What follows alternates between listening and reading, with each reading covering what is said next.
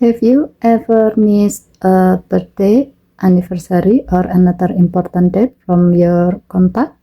On your Galaxy S25 Ultra, Samsung Calendar lets you set default alert so you will always be reminded on time. Let's set it up. First, open Samsung Calendar app. Tap the three horizontal line icon at the top left. Then tap the settings icon. Scroll down the screen. Tap default alert time. Tap contacts important date. Turn this option on. Here you will see 4 choices: day of event at 9 a.m., day before event at 5 p.m., 2 days before event at 9 a.m., and custom.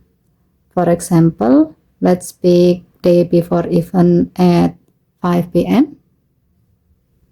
This way, you will be reminded in the evening a day ahead, giving you time to prepare a gift or send a message.